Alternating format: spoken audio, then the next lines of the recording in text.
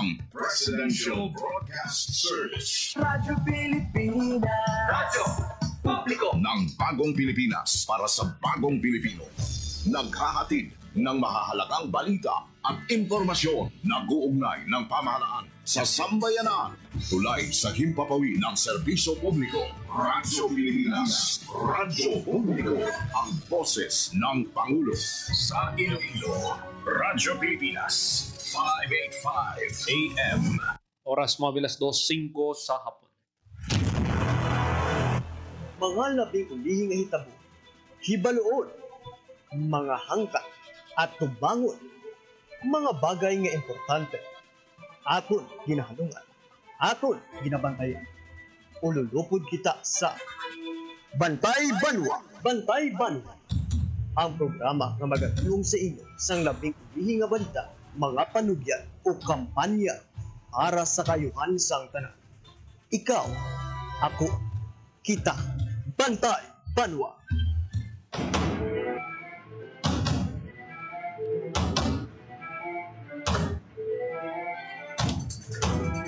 Mayong hapon Western Visayas, mayong hapon syudad kag probinsya sang Iloilo. Welcome sa pagpangalagad sa programa Bantay Banwa. Mga kabirang Merkules ng edisyon kita, Hunyo 25 tuig 2025. Programa nga magadulong sa inyo sa labing uling nga balita, mga panugyan kag kampanya para sa kayuhan sang tanan.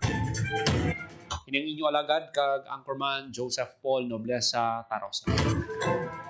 Lulupod kita sa bunga hapon diri sa Radyo Pilipinas Iloilo. Sa aton nga mga balita nga patpaton subong hapon, ulihin na nga sesyon no sa City Council. Din ang mga magatapos ng ila termino ang naghatag sang ila tagsa ka mensahe. Pauntang detalye sa nagaron sa report ni General Baclay. Samtang mga kabinan ng BCPO no nagbuylog sa weight loss program sa PNP. Nadumduman sang aton nga mga tagpalamati amo ni ang mensahe sang Chief of Philippine National Police, Police General Nicolas Torre nga dapat healthy kag fit ang mga pulista. Kag may moral ascendancy gid nga maghambal si General Torre, mga kabinan ni nabangod. Nakita nato no personal si General Torre sa nagbisita siya sa Police Regional Office 6. Fit no? Ready to respond sa anuman nga kinahanglan sang aton nga mga pumuluyo. Kamo ning gusto nga makita sang aton nga chiefs ng Philippine National Police ang mga kinahanglan magpaniwang, mag-trim down.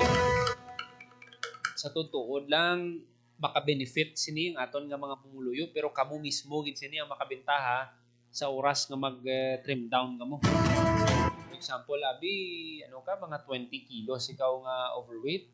Sa sulod sang anom ka bulan makakaya mo na ma-trim down, pero dapat may disiplina ka kag balanced diet gid. Hindi man pwede nga exercise tapos mo exercise hamal ka man da nga hamal sigurado gid na yang hindi ka gid siya magniwang. Pero kung ang isa gid sa mahatag ko man nga tip no, hindi lang man sa mga pulis naton kundi sa tanan nga dapat na monitor nyo gid ang inyong calorie intake. Pila bala ang pwede nyo makaon sa sulod sang isa ka adlaw, pila ka calories. Ang tabi 1.600 calories ka lang. So dapat naga-calorie deficit ikaw para nga sa dalayon maganubo ginayang imo nga kabugaton, magamag-an ka. Hindi niya pang discriminate ha. Ang aton niya nga mangin healthy kag fit ang aton nga mga PNP personnel. Kaya maga-benefit sina kita tanan. Mangin healthy ikaw, kada high blood, dasig ka maglagan, dasig ka maglagas sa mga kriminal dira kon mga pusher, yung mga pumuluyo lipay gid sila. discuss na pagid na nung dugang ang mga detalye sinakaron sa aton nga pagpangalagad mga kabyanan. Samtang sa ibang pa naton nga balita, ang Capiz Police Provincial Office no ginpadulungan sang Regional Internal Affairs Service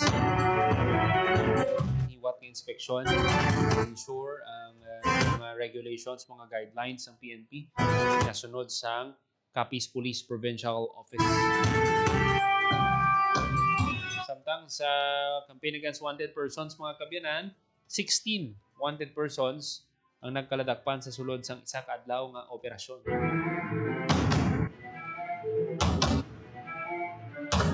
Kag mga kabyanan, 200,000 pesos nga balor sang illegal nga droga na kumpiska sa isa ka buy-bust operation sa Banwa sang Putot.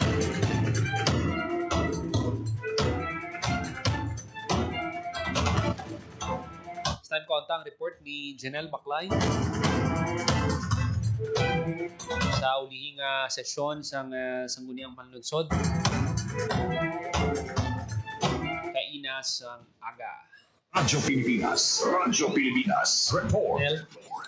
All naghiwat sang katapusan nga sesyon ng aton sinikatapusan sa guniang panglungsod sa bag-o nga legislative building sa City Hall. So kung tanaw naton last session ini sang pila ka mga outgoing SP members naton kasubong na lamang ni Vice Mayor Jeffrey Ganzon, City Councilors Candice Tupas, Sumakwel Nava, Nick Baronda kag Eli Istante. So apat ka konsihal ang magabiya sila sining pwesto kag si Vice Mayor Jeffrey Ganzon. So tanan sila kag ginagintagaan sang kahiginan sa sining session para nga makapalabot sang ila sining mga luyag pasalamatan sa ila sini pagtakop sang ilang termino. So kag ginado adjustment period gid Paul no kay first time ini nga gin silo ang session sang SP diri sa may legislative building fronting sang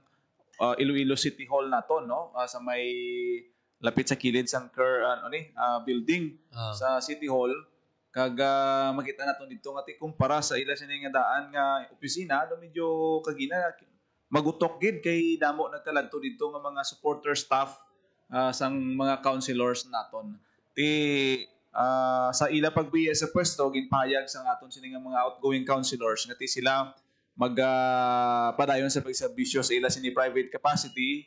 Halimbawa na lang si Doktora Candice Magdalene Tupas, si City Councilor Eli Istante, although nga ti nagahambal na si Councilor Istante nga sining niya wala siya kabalo basi kung magapanerbisyo man siya no sa City Hall sa idalom sang bag-o nga administrasyon no open man siya to serve if ever nga i-appoint kada bilang head sang mga executive assistants kag si Dr. Nick Baronda naman nagbiya man siya sini nga pwesto. Pamatian naton siguro no ang malipot nga pagpahayag sa mga konsihal sa ila siniya nga nangin farewell speech sa Iloilo City Hall kagina sa sesyon na giniwat. Unahon naton si City Councilor Candice Magdalene Tupas. Sa tuod lang, ang dami kong ganap. Yet I never felt tired. Actually, kung wala akong ginaubra, kapangita ko ako unabrahon. Like organized projects sa kabarangayan, ipabatyag di hapon sa Puguluyo na I am relatable, accessible, and always ready to help. Kung sa Euron, I am a yes person. Yes lang ng yes sa obra. Because if hindi ako magbulig, kay sino pa madalagan ang may kinanglan. I think I was able to do my obligations because I lived and breathed my responsibilities with pride and joy. Always happy and grateful ako kung may nabuligan, may na-facilitate na request, project, o nakabulig sa advocacy. With this, I would like to take the opportunity to thank the 3 mayors whom I'm served with for their invaluable lessons on governance. So nabatian si ang malipot lang gid nga pagpahayag ni Councilor Tupas no kag may ginbilin siya kagina sa mga nabilin niya nga mga ordinansa nga kinahanglan sang suporta kag padayono no sang iya siniya nga mga colleagues nga tiara pa iya sa termino Paul. Si Dr. Nick Baronda nga amay man sa aton siniya nga Vice Mayor kag sang aton sini nga Congresswoman naghatag man sa iya nga mensahe kay na, no? Sa tubang sa aton siniya nga katapos ang sangguniang panglungsod. Pamatian naton si outgoing City Councilor Orminico Baronda. You made my time in this council truly worthwhile. I will never regret having shared this journey with all of you. From the bottom of my heart, salamat din sa inyo. You have my utmost respect. To this staff, the backbone of the City Council, the unsung heroes behind every decision. This City Council would not function without you. Your patience, dedication, hard work, and passion are beyond words. Nabatian si Councilor Nick Baronda nga nagapatigayaman sa speech gina. Kagina Paul, no, ang describe na nato ng environment dito, tito one in unity naman ang call sang tagsa ka mga konsihal. Maayo ang ila sining aura sa kada isa. Kag after sang session mayara sing short program dito kagina, no, gid sponsor si Vice Mayor Jeffrey Ganson, no? Okay. Dito despedida niya sa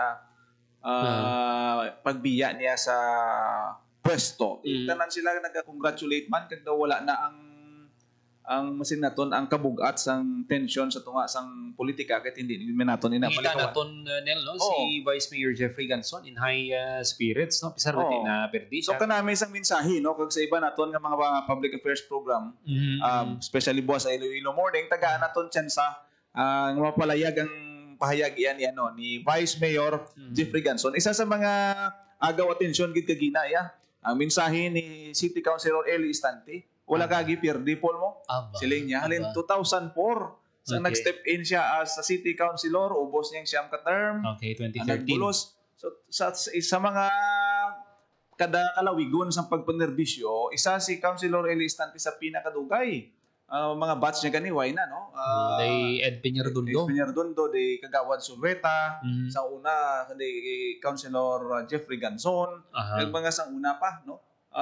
Nagbiya man siya siniya nga pwesto subong bilang konsihal. But silingon, 2004 to 2013, tapos nagpahuway lang siya. Pahuway sa ka-term. Sa ka-term. After 3 years, balik naman siya. Pag natapos na gid. So, isa gid siya sa pinakamalawig. That's why nga ang iya nga mensahe, siyempre sining lang nga dugay Canada.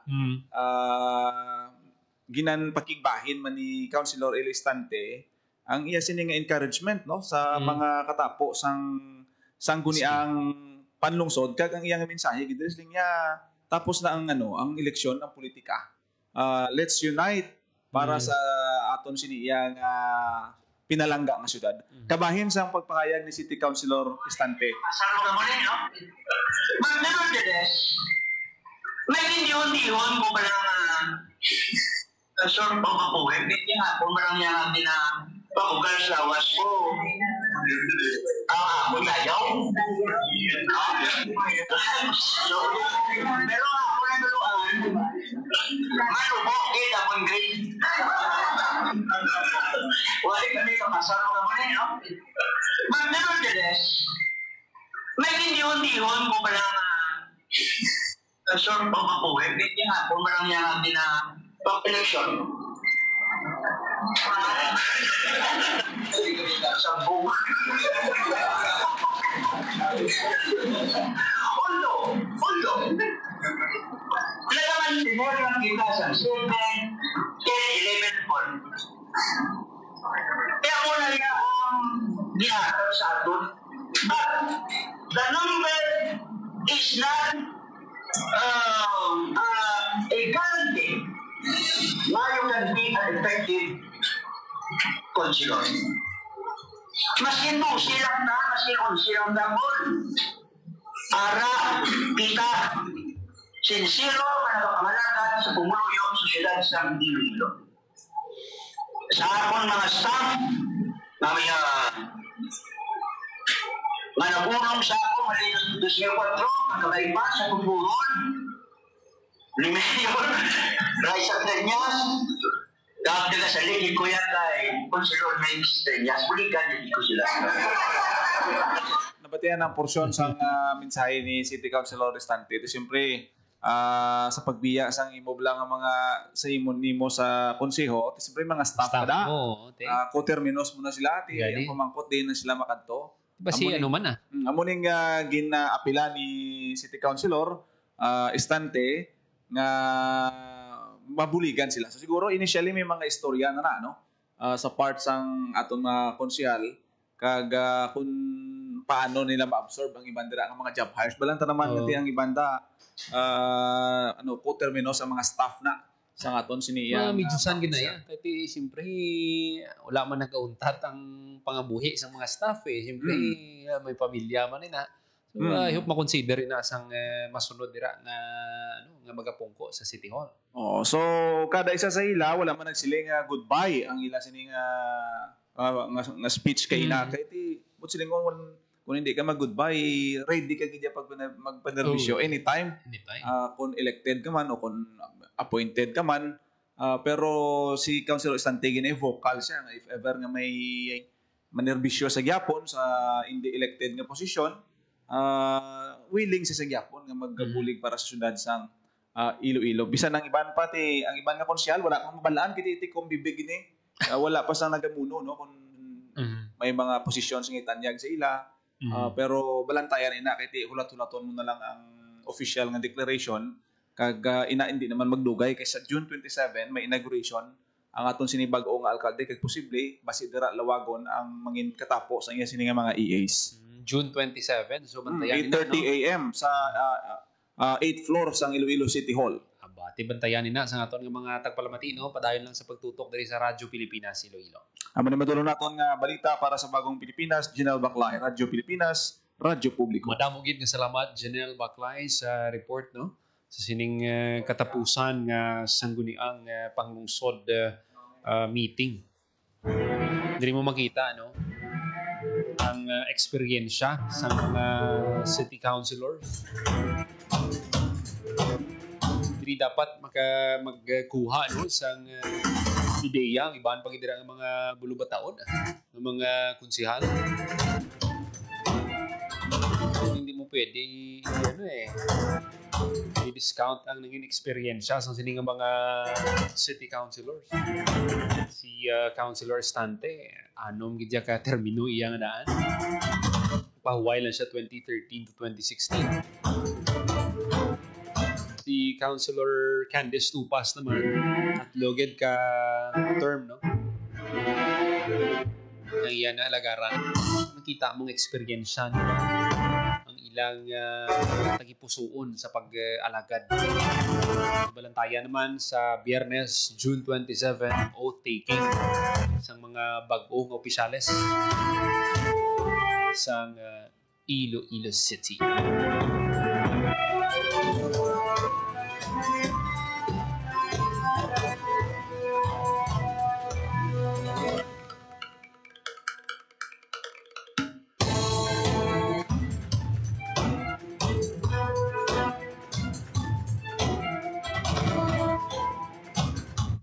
Minutos makalikat sa takna ng alas 2 sa hapon.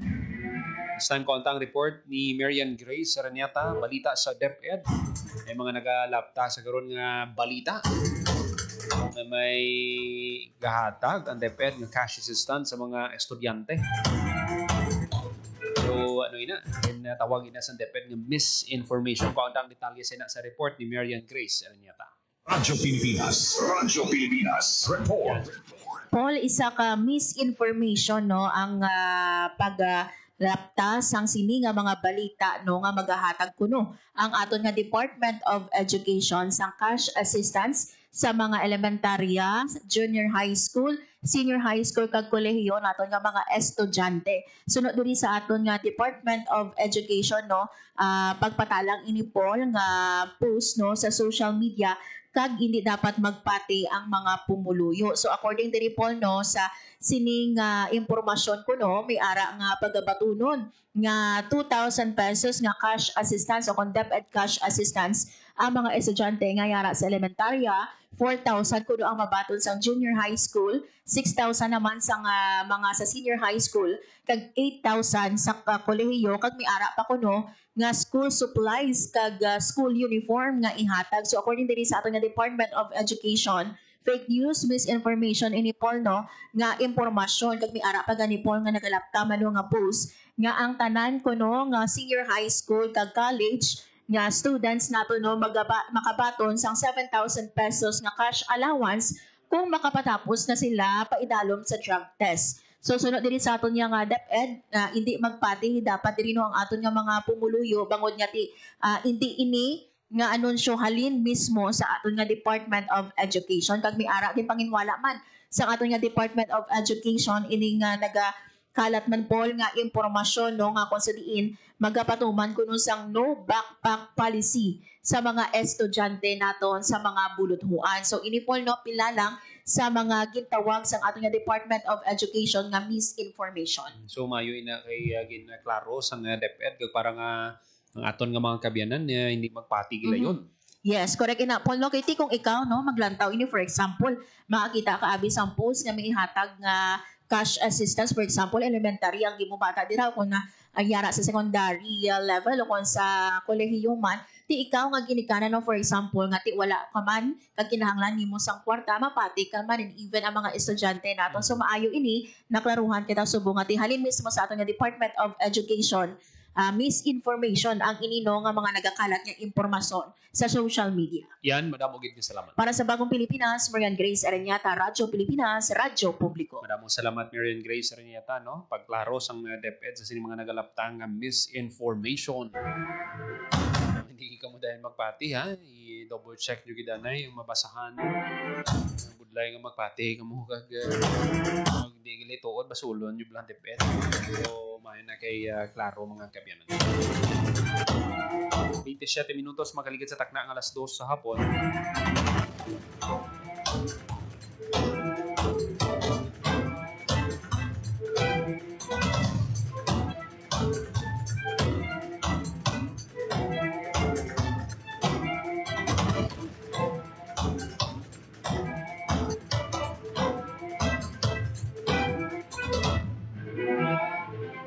Makaupo na sa piyak linya ang spokesperson sa Iloilo City Police Office, Police Major Sheila May Sangrines. Ma'am, welcome sa Radyo Pilipinas. Maayong hapon.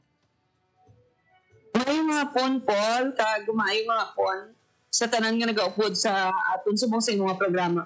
Ma'am, was may pagaywaton nga bloodletting ang Iloilo City Police Office. Kaupod ang ICPO City Advisory Group. Ma'am, ano ang katuyuan sa sining nga kaywatan?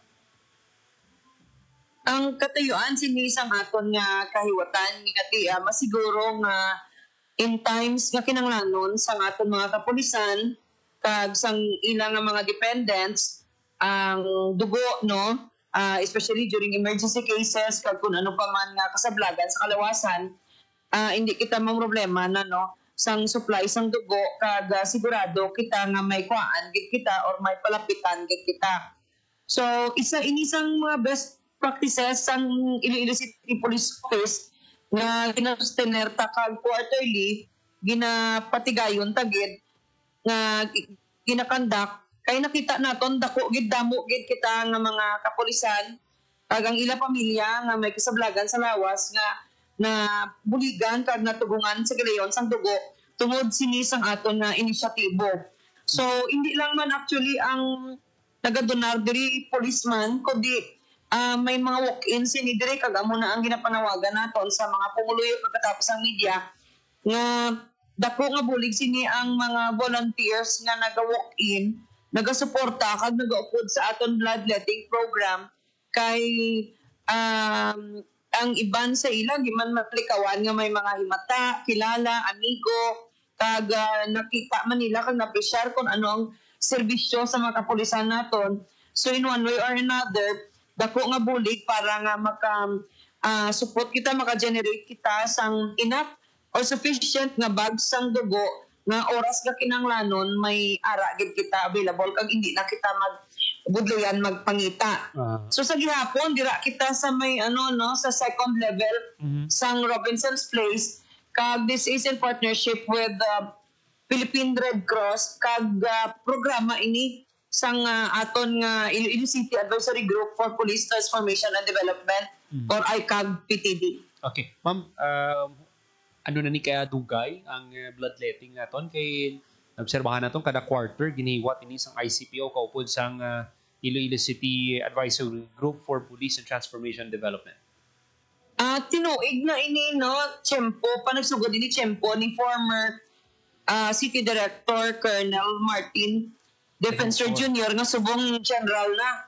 Si Sir Defensor Adugay. kag damo na nagbulos nagtalos ng mga city director kag may mga pagbag-o naman sa mga katapos ang aton advisory council pero ina-sustain gid ini kay nakita nga grabe ang impact kag bulig sa mga personnel especially sa mga recipient nga mga kapulisan kag ila pamilya in times of emergency kag health problems. Ma'am, humalin sang nag-umpisa ka mo nun sa sining nga bloodletting program. Kamusta ang aton nga mga pulis nga nga nagakinahanglan na moy na mabudlayan sa pagkuha sang dugo magamuni nga sige-sige ang inyong bloodletting, ma'am? Yes, no, kay ang ila lang sinikinahanglan may request lang gid no sa kung ano nga klase sang dugo and then gina-process na naton diri sa aton talatapan sa ICPO kag kung ma-process na ginadala lang na dito sa may opisina sang Philippine Red Cross kag masiguro gid naton nga ginaideyahan or ma-providean gid kita mapatigayonan gid kita sang talatapan nga makakuha sang kinahanglanon naton nga dugo. Pati na diri, ma'am, ang inyong mga dependents maka benefit man sini kung kaso, ma'am, may emerhensya. Yes, oo. Especially kung kaysa wait man gina pa ngayong asawa, bana, ginikanan, kabataan sa mga kapulisan. Okay. Ma'am, aside sa walk-in, may mga gina-expect kita nga mga maga-donate man abi sa buwas? Yes, may pila kita kagin pang-imbitar nga mga katapos ang force multipliers naton, volunteer groups, partner groups sang Iloilo City Police Office nga maga-join buwas sa aton nga bloodletting program.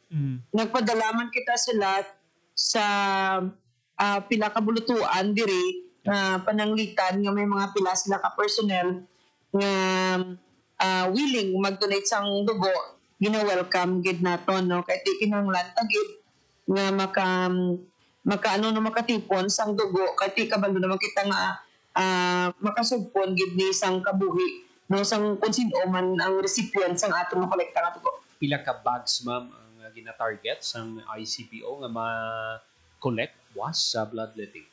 Actually, may more than 100 personnel kita nga maka-undergo sang examination kag interview processing kung qualified sila mag-donate was. And kabay pa nga halos sa ila sini qualified kay hindi man be outright nga Yes, ma'am. kuhaan lang gid sang dugo ang kung sino man mga kadto to kag magadonar sang dugo. So we are hoping majority sang aton nga target nga participants was more than 100 participants was nga mag-donate sang dugo is qualified sila kag pwede gid sila makuha sang dugo. Tsaktoy na, ma'am, na sa nasiling mo nung hindi tanan sigurado gid daan nga makakuha or makuhaan sang dugo kay may initial screening nga ginahiwa. Screening, yes. So dira pa lang ko dapat siguro day before dapat may ideya na aton nga mga magapakuha sang dugo para nga kung qualified sila diretso mahapos na ang pag-interview man sa ila major sang Rines, ma'am. Wala man kita problema in terms sa initial screening kay aside sa aton nga Philippine Red Cross magabulig man buwas sa screening procedure or process ang aton nga medical nga assigned diri no medical officer nga assigned diri sa city, and this is the first time nga they will be joining kag supporting sa sining naton nga endeavor no para sa kahayuhan sa mga personnel diri. Kag hindi lang ICPO no ang nagakabuylog sini no ang ICAG PTD isa man sa active nga nagasuporta sa sining bloodletting. Yes, kay sila gid sini ang una nga nag-inisyar no, kay they are represented by different stakeholders, no, ang sa aton ngayon at PTD, kag they are aware nga mas maayo gid nga may mga reserve nga mga dugo, no, ang police ICPO kay ang risgo hindi tagid malikuan ara gid, no, sa ikayong lawas kag sa health condition. Kagang manami gid niya ma'am kay regular ang programa, kumbaga kung hindi pa nabi butang tabi ang mga gusto mag-donate sang dugo hindi makaabot bisa buwas, kada quarter may look forward sila na pwede sila makadonar sang dugo. Major Sanrinas. Yes, so kay ti kung hindi available sa buong pagkasunod nga quarter, kung do available naman bulos naman sila ka-donate. Okay. Lastly, Major Sanrinas ma'am, ang imong mensahe, imbitasyon sa aton nga mga kauturan nga magbuylog sa sining bloodletting program. Yes, imbitar gid naton kag gina-encourage, no, ang tanan nga mga pumuluyong Ilonggo nga magdonar sang inyong nga dugo sa aton nga dugong Ilonggo kag Police ICPO kabahin ako bloodletting program. Buwas na inang adlaw, magasugod alas 9 sang aga, tubtob sa udto kag tubtob nga matapos gid, no, ang aton nga activity. Ang inyo dugo makabuligid, makasalbar gid sang kabuhi sang kapulisan kag sang ilang pamilya. Kita dito, no, sa Robinson's second level sang Robinson's Main, Iloilo. Madamo gid salamat Police Major Sheila May Sanrinas, ang spokesperson sa ICPO. Yan mga kabiyanan, si Major Sheila May Sanrinas, ang spokesperson sa ICPO. So kadamo, no, sang mga personnel sa ICPO nga buylog sa sining nga kaywatan, pero tingin encourage gid ang mga sibilyan naton nga mga kauturan nga magdonar sang dugo. Sa kada dugo nga matipon, kadamo gid nga kabuhi ang masalbar sini. Bisan sa mga kauturan naton, eksperyensyahan nyo siguro ang magpanginanglan sang dugo. Abot pa gani sa punto kisa nga ti ginakulang. So isa ini ka regular ng activities ang ICPO. Kaupod ang ICPO advisory group na nagabulid kit sa aton nga mga pumuluyo. Hindi lang pagpatuman sang katungdanan, no, or sang anti-criminality operation, ang aton nga kapulisan masaligan man sa pagbulig, no, bahin man sang ilang social responsibility. 47 minutos makaligad sa takna ng alas 2 sa hapon. Mag-aatag lang kita sa pila ka mga pahanumdo, magabalik lang ang programa Bantay Banwa. Time to celebrate kulturang Pinoy. Tradisyon, musika, sining, literatura at iba pa.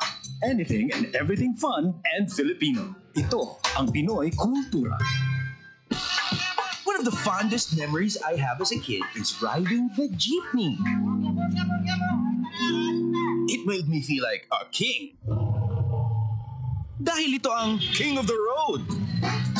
The jeepney or jeep is a cultural symbol that has transported us to school, the office, sa mall, at sa iyong first date.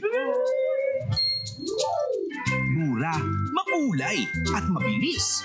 Yan ang ating jeep. Maaari bang umusog-usog ng konti? Sakay na! Yan ang Pinoy Kultura because our culture is cool. This is a public service announcement. Isang paalala mula sa National Telecommunications Commission, National Capital Region o NTC-NCR. Ang kanilang Oplan Contra Tax Scams. Oplan Contra Tax Scams. Binabalaan ng publiko na sakaling kayo ay makatanggap ng kakaibang text messages sa mga di kilalang numero o di kaya ay mga text messages na may kahina-hinalang mga link.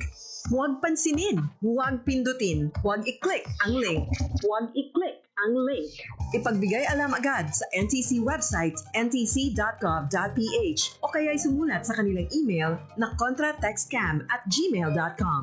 Sa mga panahong ito, huwag padaya, maging wais na madla. Makibahagi sa Oplan Contra Tax Scam. This is a public service announcement. Public service announcement from PBS, Presidential Broadcast Service, and Radyo Pilipinas.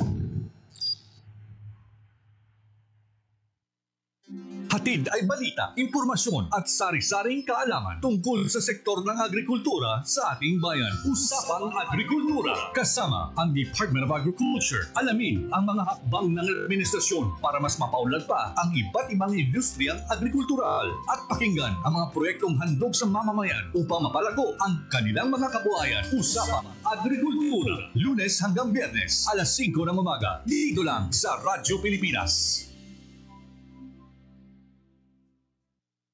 Isang gabi, pauwi na sina Daisy at Eric galing sa sine. Eric, saan pa tayo pupunta? Gabi na. Uwi na tayo. Ha? Bakit? Anniversary natin ngayon. Tsaka sundali lang naman tayo sa motel eh. Ang kulit mo naman eh. Sinasabi ko na sa'yo na hindi pa ako handang makipag-sex. Tsaka paano kung mabundis ako? Diyos naman ho, ako bahala. Sumama ka na sa akin. Kung mahal mo ako, patutunayan mo. Anong gagawin ko? Mahal ko siya pero ayoko pa talaga eh. Basta. Ano? Halik ka na. Sabi ko na sa'yo, ako bahala. Eric, saka na lang natin gawin to. Palagay ko, hindi pa talaga itong tamang panahon. At kung ako naman ang mahal mo, makapaghihintay ka, di ba? Isipin ang kapakanan, plano ang kinabukasan, abutin ang ninanais, hindi kailangang magtiis. Isang mapagpalayang mensahe hatid sa inyo ng Sentrong Sigla, Angat Pinoy 2004 at ng himpilang ito sa pakikipag-ugnayan sa Women's Media Circle Foundation. Sana'y tinaki ng mga magulang kung maipanganak akong malusog. Kumain si nanay ng masustansyang vitamin A panlaban sa infeksyon. Para din sa mata, balat, bumbunan at mga buto. Iron, pampabuhay ng dugo at muscles. Iodine, pang-iwas sa komplikasyon at pagiging abnormal. Importante din ang check-up kay doktor. Kasi healthy nanay, ganda buhay.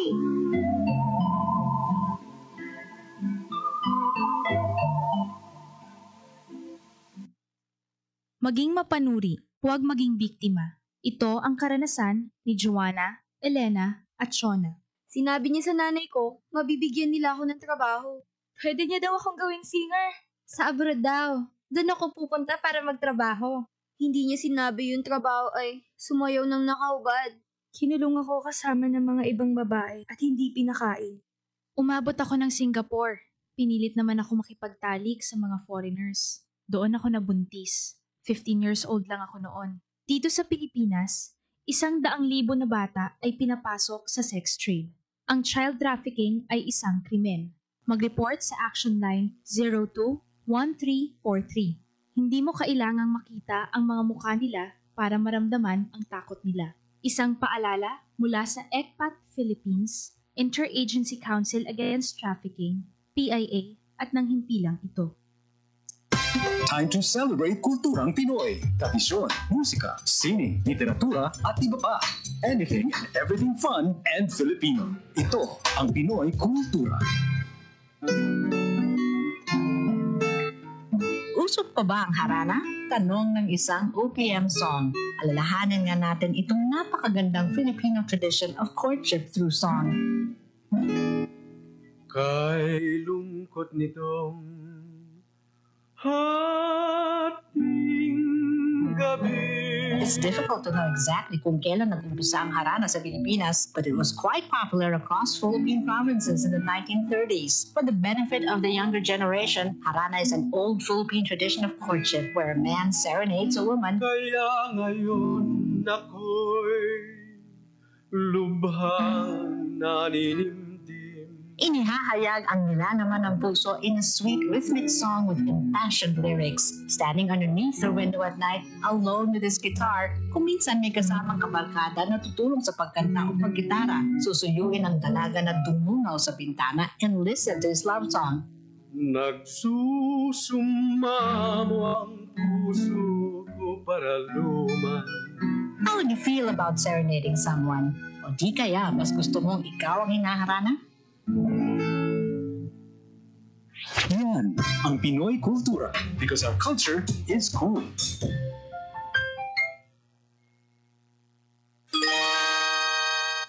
Lola, ano po nangyari nang malaman ni Tibo na nangingitlog ng ginto ang kanyang gansa araw-araw? Nang malaman ni Tibo na nangingitlog ng ginto ang kanyang gansa, tinangka niya na kunin na kaagad ang lahat ng ginto na iiitlog pa ng gansa. Eh di namatay po ang gansa, Lola? Tama. Eh di wala na pong gansa na magbibigay sa kanya ng gintong itlog araw-araw. Yan ang aral natin na nakuha sa gansa na nagbibigay ng gintong itlog.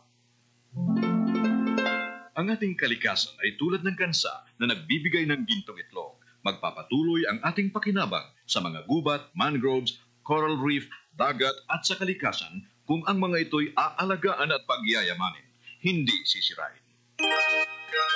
Paalaala mula sa Integrated Environmental Management for Sustainable Development Program, DENR, at ng palatuntunang ito. For 53 years, the people suffered from heartless communist terrorists who killed thousands and are killing thousands more. They destroyed families, our youth, and their dreams. There should be accountability for human rights abuses and ISL violations. Our people have had enough of this senseless violence. Thousands have already surrendered. For genuine peace and development. Together, victory will be ours.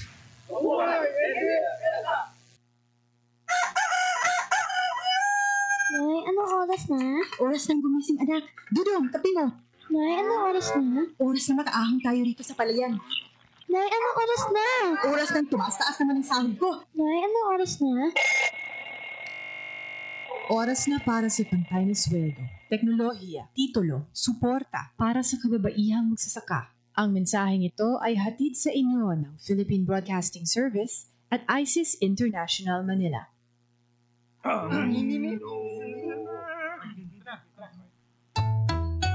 Ang sumisi ay pam-mam-ham, ang sumipol ay pam-bum-ham, ang babae sa lansangan, huwag iritan kundi galang. Pare, ang catcalling ay isang uri ng sexual harassment.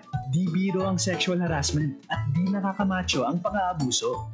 Huwag iritan kundi galang. Isang paalala mula sa Philippine Commission on Women at panghimpilang ito. This is a public service announcement.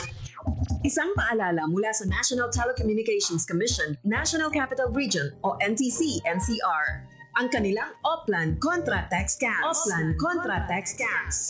Binabalaan ng publiko na sakaling kayo ay makatanggap ng kakaibang text messages sa mga di kilalang numero o di kaya ay mga text messages na may kahina-hinalang mga link. Huwag pansinin, huwag pindutin, huwag i-click ang link. Huwag i-click ang link. Ipagbigay alam agad sa NTC website ntc.gov.ph o kaya sumulat sa kanilang email na contratextcam@gmail.com. Sa mga panahong ito, huwag padaya, maging wais na madla. Makibahagi sa Oplan Contra Text Scam. This is a public service announcement. Public service announcement from PBS, Presidential Broadcast Service, and Radyo Pilipinas. 48 minutos, magaligid sa takna ang alas 2 sa hapon. Panayon ka mga nagapamati diri sa Japon sa programa Bantay Pano. Mga kabinan, sa 24 oras ng intensified manhunt operation sa Police Regional Office 6. 6 wanted persons ang nadakpan sa Police Regional Office 6 sa Western Visayas. Ang operasyon nag-umpisa alas 6 ng aga sa Hunyo 24, dumala sa isang aga subo nga Hunyo 25. 15 ang other wanted persons, kag isa ang most wanted persons. Among the provincial kag city police units, ang Iloilo City Police Office nagka-aresto sang 8, nasundan sang Capiz with 4, Iloilo PPO with 2, Antique Kagaklan may tig-isa.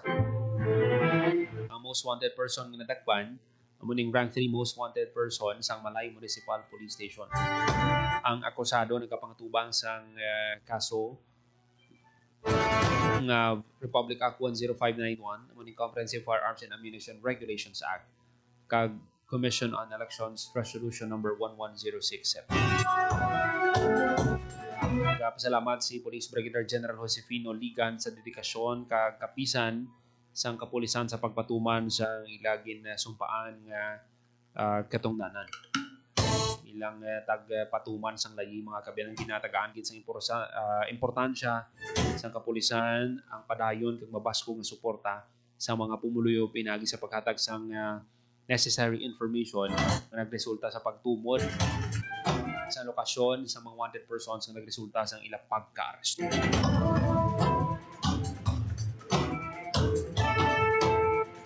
Si Brigadier General Josefino Ligan amo ang bag-o nga Regional Director sa Police Regional Office 6. Samtang si Brigadier General Jack Wangki naman ang na-assign na mga kabiyanan sa Police Regional Office 648 o kon ang Calabarzon.